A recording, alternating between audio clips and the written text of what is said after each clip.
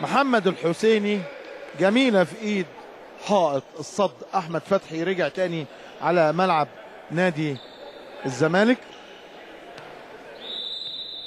ارسال عند احمد حمادة،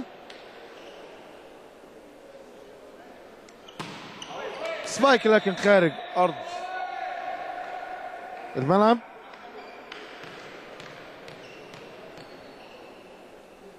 محمد علي على الارسال، هيلعب ارسال فلوتر جامب طويل من خارج منطقة الارسال. الحسيني جامب عالي جدا ما شاء الله بقوة، وبيضرب من فوق محمد عبد المحسن من مركز 4 على مركز 5. قوية علشان النادي الاهلي يحصل على النقطة الثانية. احمد علي على الارسال، استقبال عزمي، ضرب دعبوس، دفاع جميل من الحسيني، اعداد من يوسف، لكن حماده حاول يحط بليز جوه ملعب نادي الزمالك، تيجي في الشبكه والنتيجه 2-2. يا ترى مين هيحصل على هذا الشوط؟ لان دي اخر امل بالنسبه لنادي الزمالك. قويه جدا من محمد كتات لعيب مركز 3 اللي نزل مكان عبد الحليم عبو. وهنا الكابتن ابراهيم بيدي فرصة لكل اللاعبين يلعبوا علشان داخلين معسكر لبطولة افريقيا. اعداد تاني من حسام للحسيني في مركز 4، ضرب من 4 على 4. وهنا شايفين الدعبوسي بيعتذر لمحمد الحسيني من تحت الشبكة لأن رجليه جت فيه من تحت الشبكة بدون قصد طبعا. أنيس على الإرسال،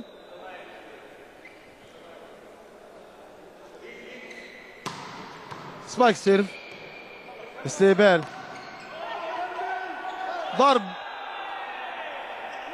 بقوة من محمد فرج، لكن حائط صد جميل من كتات وحماس منقطع النظير من كتات، نازل عايز يلعب ونفسه يؤدي مباراة جيدة، وفعلا بيؤدي مباراة ممتازة هو وكل لاعبي النادي الأهلي وكل اللاعبين خارج ملعب النادي الأهلي مستعدين ان هم ينزلوا ويأدوا احسن اداء، لان دي مباراة المنافسين التقليديين الاهلي والزمالك. دعبوسي على الارسال، استقبال حمادة، اعداد جميل من كتات من مركز 4 على 4 برضو. هنا في رشاقة عالية جدا عملها الحسيني، ان خدوا الكرة من الخلف ولف بجسمه في الهواء وحطها من مركز 4 على 4، ودي امكانيات خاصة ما بيعملهاش غير لاعب على مستوى عالي زي محمد الحسيني. ارسال من مركز 1 بقوة واستقبال من محمود، دفاع تاني من الحسيني، ضرب من انيس، دفاع جميل من محمد دعبوسي، ورفع له تاني احمد فتحي وضرب، جت في ايد حاص صد لكن داس على خط الهجوم، وده ممنوع ان لاعب يبقى في المنطقة الخلفية يهاجم من المنطقة الامامية اللي هي طولها حوالي 9 متر في 3 متر. الحسيني تاني القوة لكن في الشبكة. 7-4. انتقل الارسال 4-7 لنادي الزمالك. محمد عبد المحسن على الارسال، استقبال معوض، اعداد يوسف في المنطقة الخلفية لأنيس، وحائط صد من محمود ومحمد علي لكن خارج ارض الملعب علشان يحصل النادي الاهلي على النقطة الثامنة وتكنيكال تايم اوت في الشوط الثالث لحساب النادي الاهلي. 8-4 بالظبط زي ما كان في الشوط الاول. يا ترى المباراة رايحة على اتجاه النادي الاهلي ولا الزمالك له كلمة تانية هنشوفها في النقاط اللي جاية. طبعا التكنيكال تايم اوت بتبقى مدته 60 ثانية، يعني دقيقة كاملة بيصلح الفريق فيها كل مساراته، وكل مدرب بيدي تعليماته لفرقته وبيحاول يحمس اللاعبين. وهنا عودة تانية لمحمد كتات على الإرسال. التشكيل عند النادي الأهلي اتغير طبعا، نزل محمد كتات، نزل محمد الحسيني، ونزل معاهم أحمد حمادة، وخرج محمود رؤوف، وخرج أحمد عبد العال، وخرج عبد الحليم. هنا الكابتن إبراهيم فخر الدين بيحاول يشارك كل الناس علشان ياخدوا الثقة للأدوار النهائية، وهم هيدخلوا من يوم الاثنين لمعسكر مفتوح إن شاء الله استعدادا لبطولة أفريقيا أبطال الدوري اللي هتقام في مدينة في دولة تونس من 17 إلى 27 من هذا الشهر إن شاء الله مارس. إرسال تاني عند نادي الزمالك و5-9.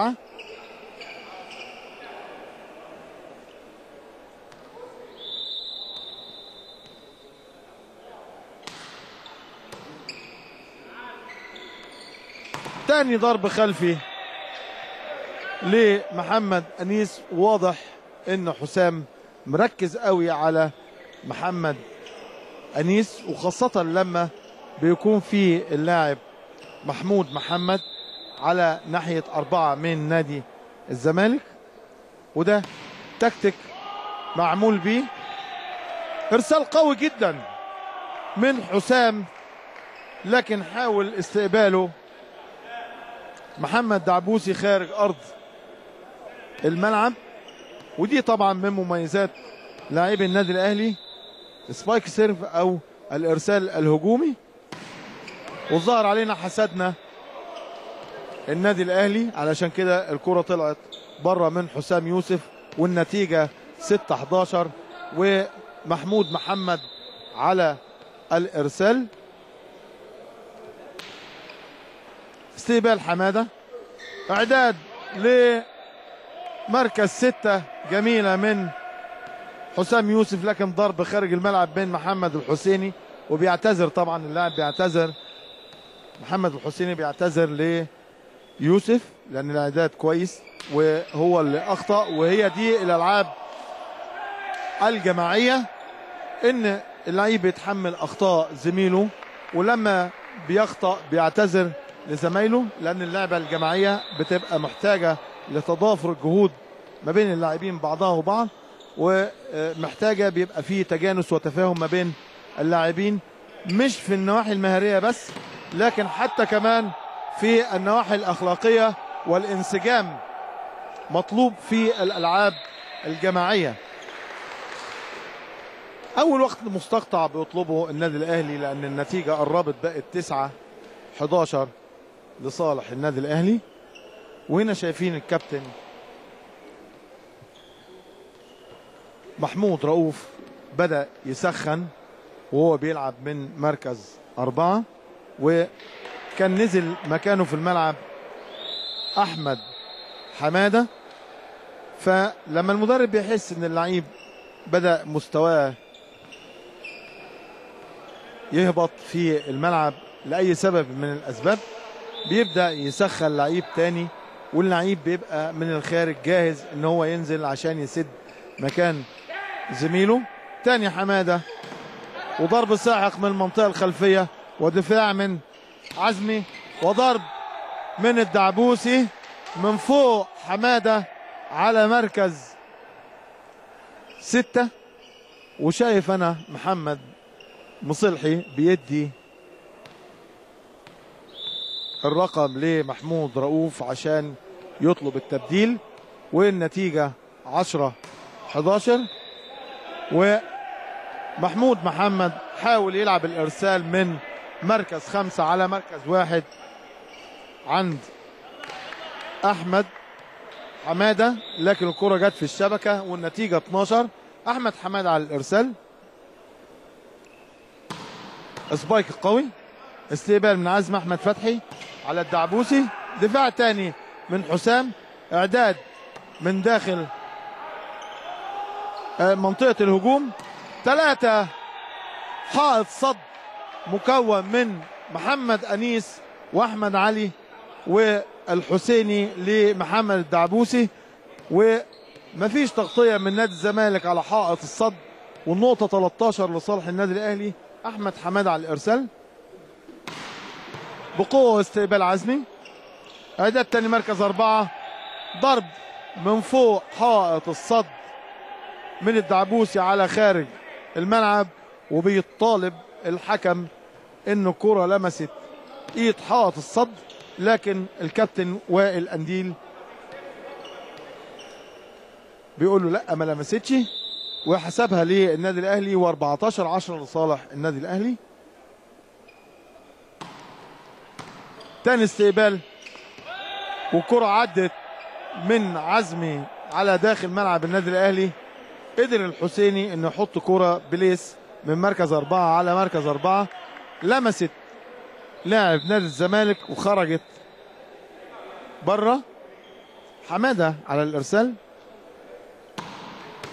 تاني استقبال عزمي، اعداد سريع خلفي من احمد فتحي جميله لمحمد علي، ضرب في ايد الصد وخرجت على بره، والنتيجه 11-15. محمد علي على الارسال. معوض، يوسف على ناحيه 4، محمد الحسيني طلع في الهواء فوق ووقف شويه وبعدين ضرب في ملعب نادي الزمالك من مركز 4 على مركز 1، وتكنيكال تايم اوت، والنادي الاهلي كسبان 16-11 في الشوط الثالث. نادي الزمالك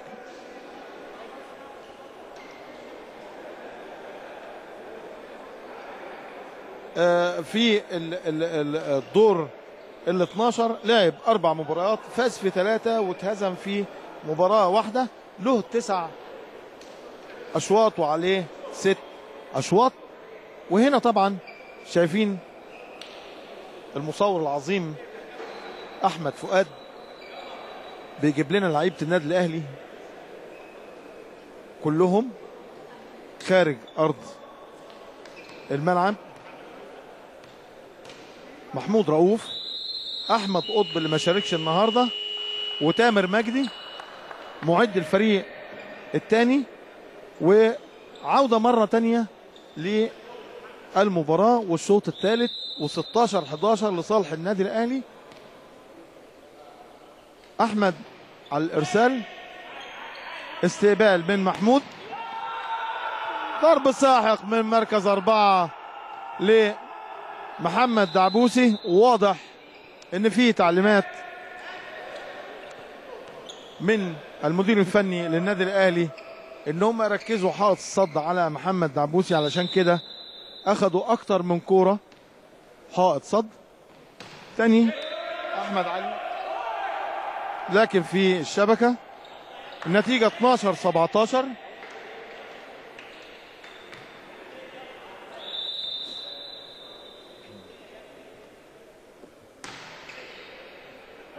ارسال من سعودي لكن خارج ارض الملعب.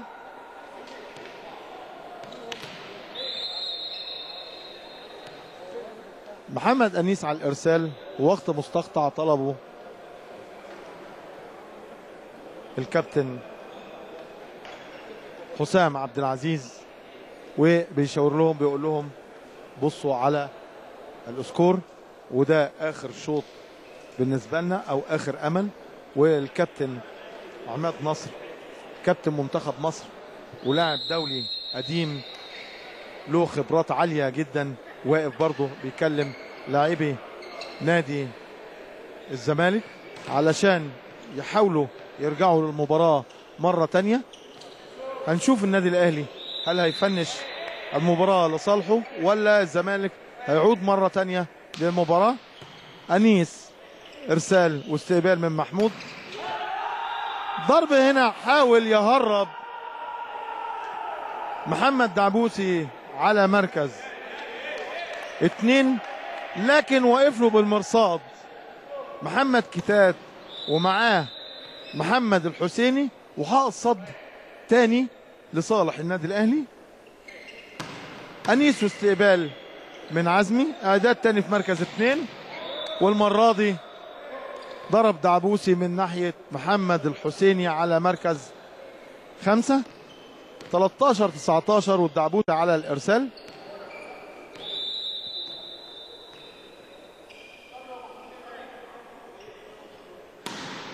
إرسال سبايك خارج الملعب.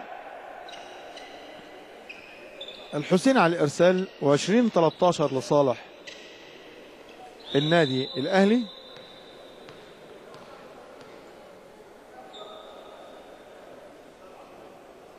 سبايك سيرف بقوة لكن في الشبكة.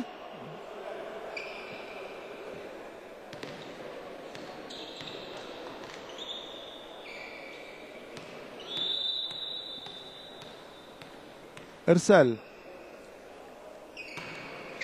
من نادي الزمالك، ودخول بليز جميل عمله حسام من على الشبكة، عمل تمويه ان هو هيرفع سريع وحط الكورة في منطقة هجوم نادي الزمالك.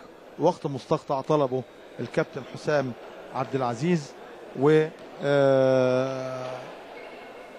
الكابتن عماد نصر بيكلم لاعيبته، والكابتن محمد مصلحي برضه بيكلم لاعيبته وبيقول لهم باقي 4 نقاط علشان نبدأ صفحة جديدة في المباريات القادمة، لأن المباراة دي آخر مباراة في دور ال12، علشان بعد كده يستعد لدور ال8 ويستعد لبطولة أفريقيا أبطال الدوري. إرسال عند محمد كتات.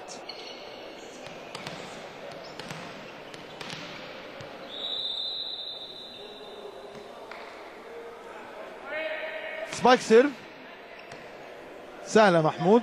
إعداد تاني. عجبني محمد عجبني، لعيب صغير وجميل وبيلعب من مركز 4 وأخطائه قليلة، لكن للأسف جسمه قليل شوية. استقبال الحسيني، إعداد سريع عند أحمد علي من حسام. قادر حسام صنع الألعاب النادي الأهلي إن هو يشكل اللعب ويلعب من عند نقط ضعف نادي الزمالك. لما بيلاقي لعيب مركز 3 بعيد فبيدي السريع، ولما بيلاقي لعيب قصير على الشبكة بيلعب من ناحيته. إعداد عند أنيس، وضرب ساحق لمست ايد محمد علي وخارج الملعب، و23-15.